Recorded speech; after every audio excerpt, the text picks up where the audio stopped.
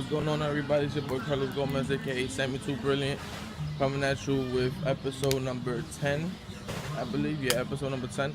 I kind of slacked off doing these episodes and shit because I had a lot of things that was getting done or whatever. So I can't put excuses and say I didn't have time, but you know, I had to do some things and shit. So I wasn't really ready to get on camera and talk my bullshit. But you know me, I'm consistent, so I'm not gonna stop making videos. Although it took me a couple of weeks to make number 10, but anyway, I want to talk about today. I was last night I was watching, I believe it was Jimmy Kimmel Live. I don't know, but they were showing the prototypes of the border wall that Trump is making, and let me tell you, this shit looking crazy. So I want to get feedback. I want y'all to let me know how y'all feeling about the war, how y'all feeling about what's going on over there down in the southern border between the U.S. and Mexico. What do you think? What's your belief behind that? I personally think, right?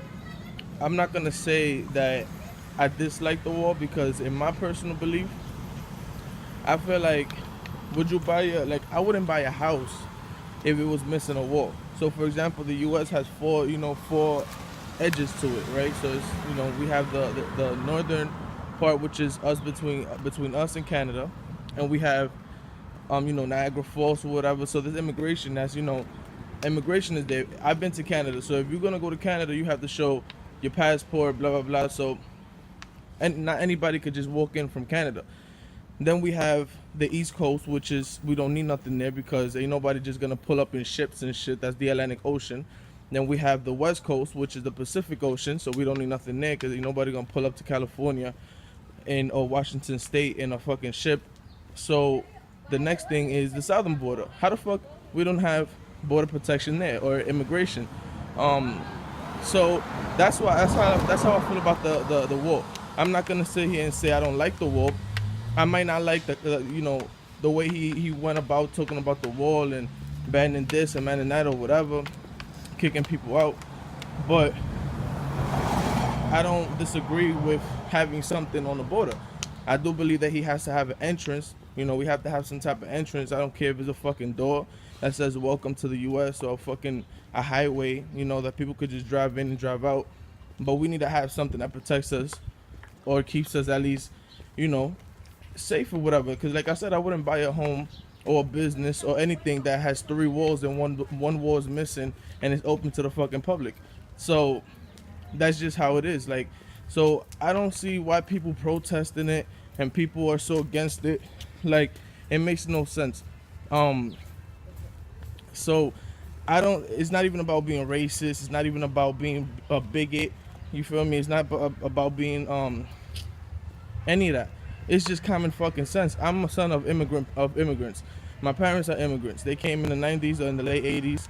So I'm not gonna sit here and say, yeah, I believe that everybody should leave and nobody should come in, because I feel like, okay, we have the wall, cool, but we have to also have some type of way and make it easier for people in other countries to come into the US. Because believe it or not, for all you, I guess, privileged people out there, I don't want to make it a racial issue, but anybody who's privileged, I'm sure as hell was never privileged.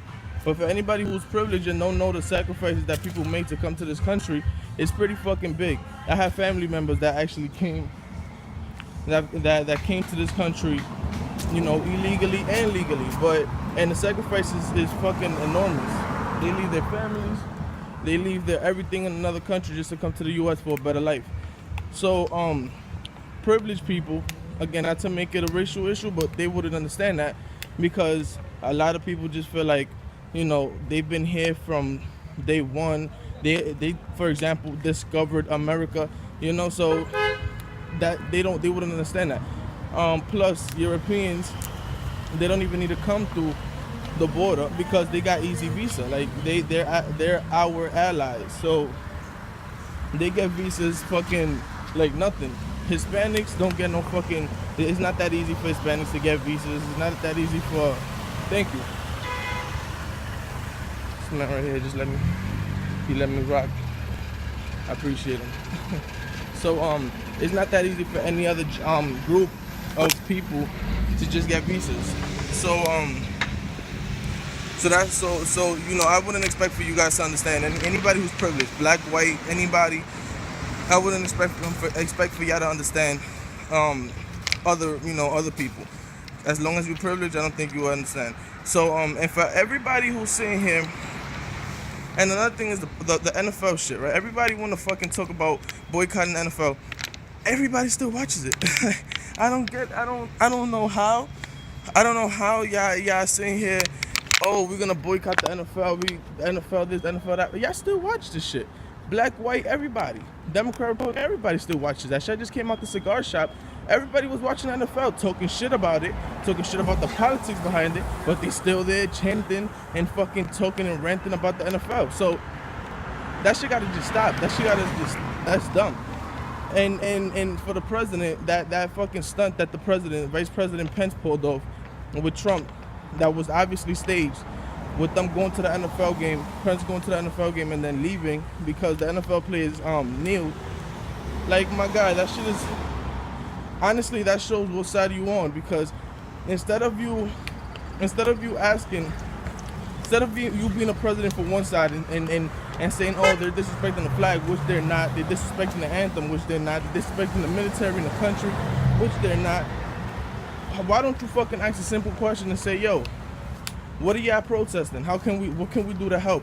Well, like, I have not seen Trump fucking come and call up a minority leader on the phone and be like, yo, what's going on in your community? How can I help?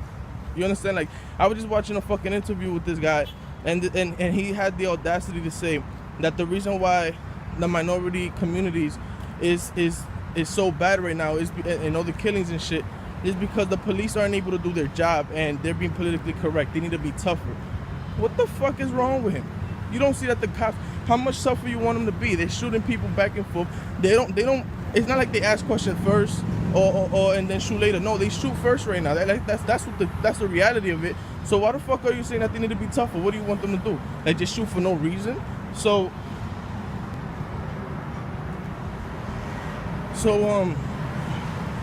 it's fucking crazy. I don't see. He's gonna listen, man. Trump, if he don't, get shit together, the reason, look, I like the fact that Trump is not an establishment candidate. He wasn't establishment politician. He's not part of the establishment. He wasn't bought and paid for and all that shit. Okay, that's great. But that still doesn't change my views on oh yeah, let him pass and fuck everybody else over. So if he doesn't do something for the minority community and at least get his shit together and stop being so divisive, I have a very strong feeling that he's gonna lose next election. And I know everybody's gonna sit there and say, oh, but he wasn't supposed to win the last election. Well, guess what? He fucking won. So yeah, that's it. My message to Trump and any fucking politician out there, anybody with a connect, is call up the minority leaders and get your shit straight. Ask questions like, yo, what's going on? Listen, stop sitting here just worrying about white people or privileged people or fucking, as they fucking cover it up and say Americans, because they supposedly, white people are the only Americans right now. So,